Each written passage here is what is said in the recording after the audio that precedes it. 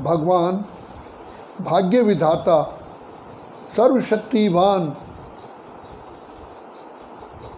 जो आदि मध्यांत के ज्ञाता है, जो ज्ञान के सागर, प्रेम के सागर, सुख के सागर हैं, वो हम सब बच्चों को इस पुरुषोत्तम संगम युग की वेला में ही आकर के मिलते हैं। तो बाप आकर के अगम निगम के भेद खोलते हैं। सबसे पहला बाबा ने हमको ये ज्ञान दिया कि तुम शुद्ध आत्मा हो, अजर अमर अविनाशी हो। फिर अपनी पहचान दी, मैं तुम आत्माओं का पिता भी आत्मा ही जैसा हूँ, लेकिन मैं ज्ञान का, आनंद का, शांति का, प्रेम का, सुख का सागर हूँ। मैंने ही ये सृष्टि रची थी, ये स्वर्ग था, वैकुंठ था।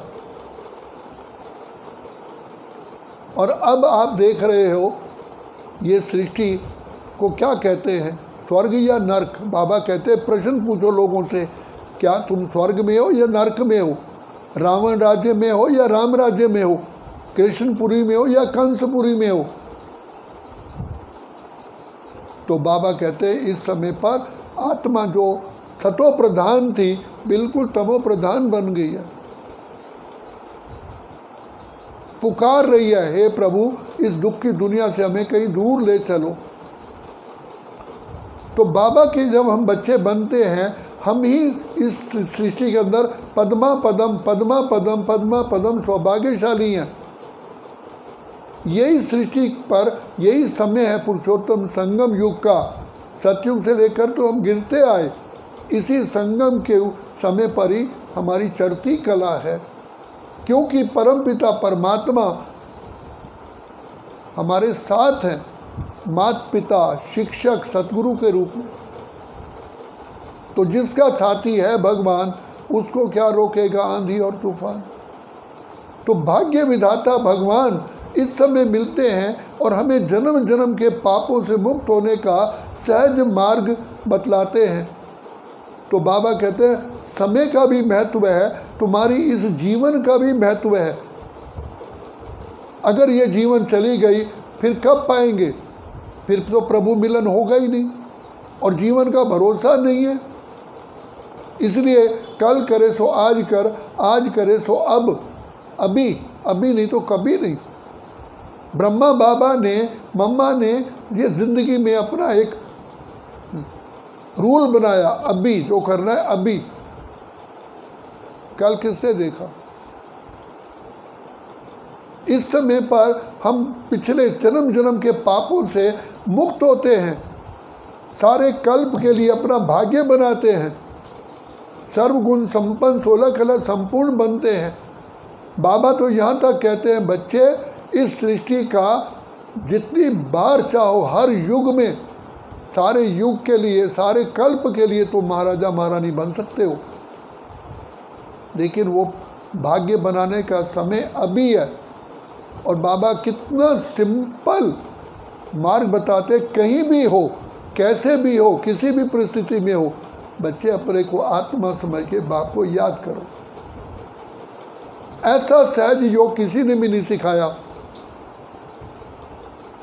कल हम एक बहन का अनुभव सुन रहे थे। वो मैनेजिंग डायरेक्टर बनी रिलायंस में, फिर दूसरी कंपनी में MBA का कोर्स किया, सब कुछ छोड़ दिया, कहा मुझे कुछ और बनना है। तो वो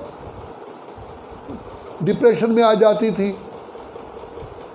तो उसने यही तंत्र निकाला कि वास्तव में ब्रेन ही है जिससे सारे रोग खत्म होते हैं, और ब्रेन से ही सारी बीमारियां शुरू होती हैं। उसे A से लेकर Z तक बीमारियों का बताया। तो बाबा ने आकर के हमारे ब्रेन को ही श्रेष्ठ श्रेष्ठ बनाने का सहज योग सिखाया। इससे एकाग्रता आती है, इसी से ही हमारे ना पॉजिटिव थॉट चलते हैं। उसने बताया कि मैं इतनी बड़ी डायरेक्टर थी, लेकिन मेरे गले की बीमारी शुरू हो गई। मैंने वो किया, तो बाद में पता चला कि तुम ये सोचती थी कि इससे कुछ और होना, ये ठीक नहीं है, ये ठीक नहीं है, इससे तुम्हें गले की बीमारी हो गई। तो बाबा कहते हैं बच्चे तुम्हारा हर चीज़ में कल्याण है। डॉट एंड नॉट, जो हो गया डॉट लगाओ, और माया को नॉट अलाउड।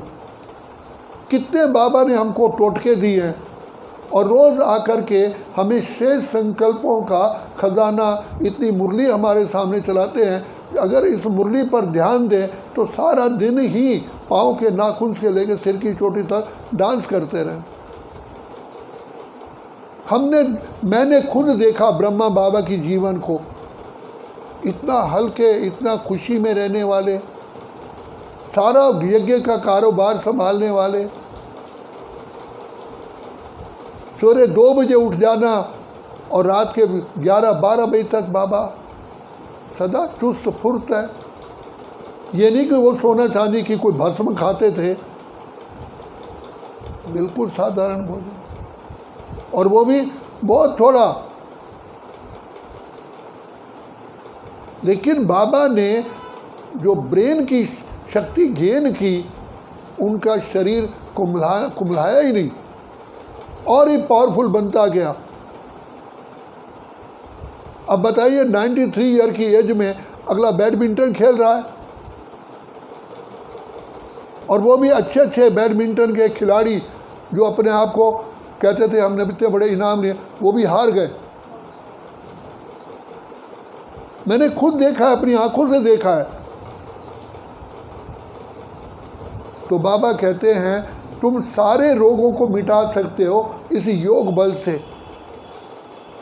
सारा ज्ञान बाबा का जो है वो सही रीति से बुद्धि में तब फिट होता है जब हमारी बुद्धि क्लीन और क्लियर होती है। कल भी बाबा ने कहा कि एक एक चीज़ को रियलाइज़ करो। बाबा ने कहा तुम मेरे नूरे रत्न हो। नूरे रत्न कौन होता है? आँखों के नूर। आँखों के नूर नहीं है, रोशनी नहीं है तो ब्लाइंडनेस है। तुम मेरी रोशनी हो। तुम विश्व के इतने मुझे प्यारे बच्चे लगते हो। लाइट हाउस हो, माइट हाउस हो, तुम संसार के आधार मूर्त हो, उद्धार मूर्त हो।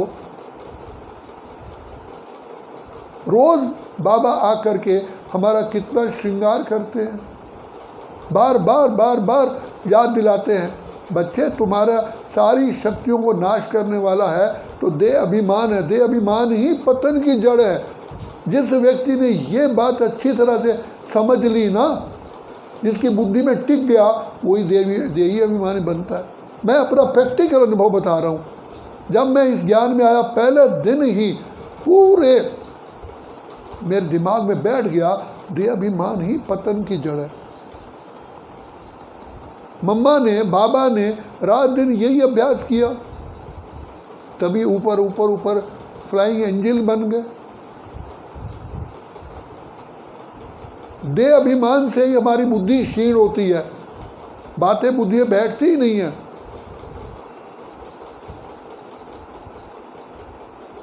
तो बाबा कहते हैं बच्चे मैं तो तुम्हें महान से महान आत्मा बनाने के लिए आया हूँ। एक बार हमारी दीदी मनमोहनी दीदी थी, उनको लीवर की तकलीफ थी, वो बेड पर थी। तो बाबा ने उनको थोड़ा ज्ञान सुना के, दृष्टि थी, एकदम चुस्त हो गई, बेड से उठी, पौना घंटा बिल्कुल वो फिर बीमार हो गई। क्योंकि बाबा ने जो शक्ति दी वो पौना घंटा उसने काम किया, वो मेडिसिन बन गई।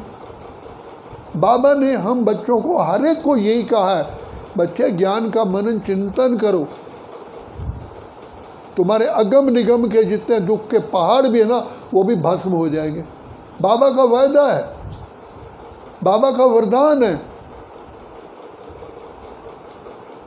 तो बाबा बार बार हम बच्चों को कहते हैं, बाबा ने अमृत वेले से लेकर रात्रि तक हमें सारी शिक्षा दी। बोलो कैसे, उठो कैसे, खाओ कैसे। देखो कहा कि बच्चे तुम अगर अपना कंट्रोल चाहते हो तो एकाग्रता बढ़ाओ। मुख से शब्द ऐसे बोलो जो मधुरता हो, संतुष्टता हो, सरलता हो।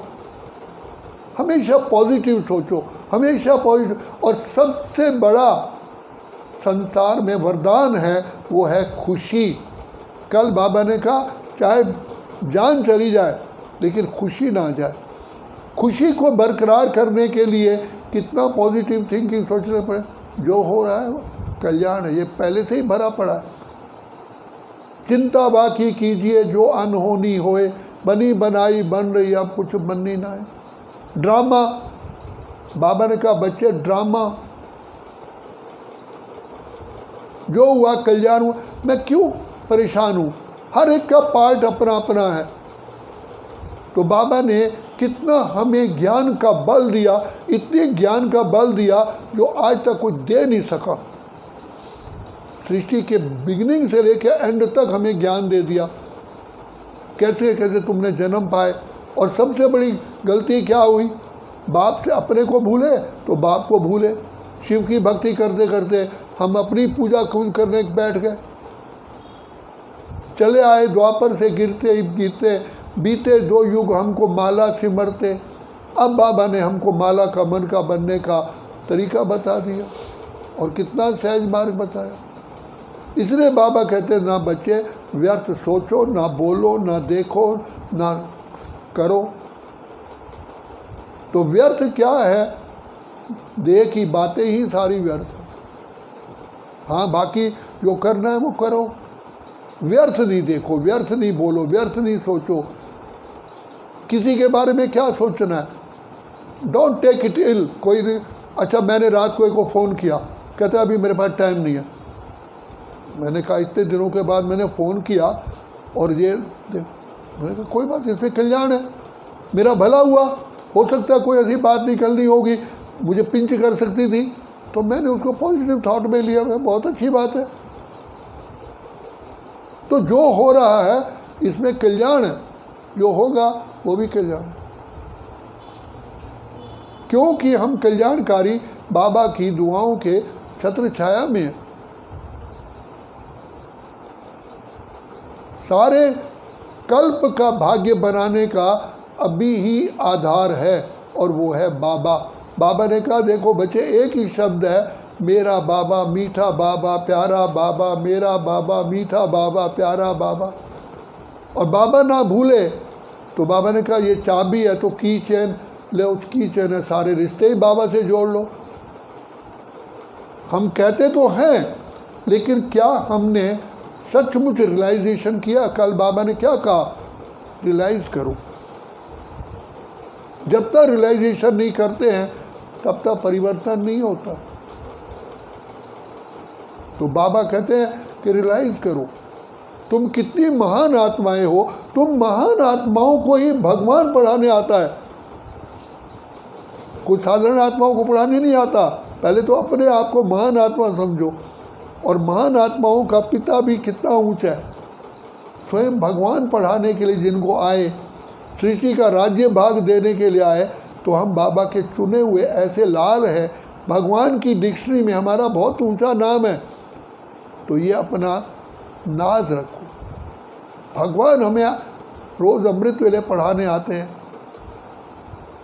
खुलते ही आँख मुझे मिलते, हर पल वो साथ मेरे चलते, इतना वो प्यार मुझे करते, उनकी पलकों में हम पलते। क्या निश्चय है, ये निश्चय है, निश्चय नशा है।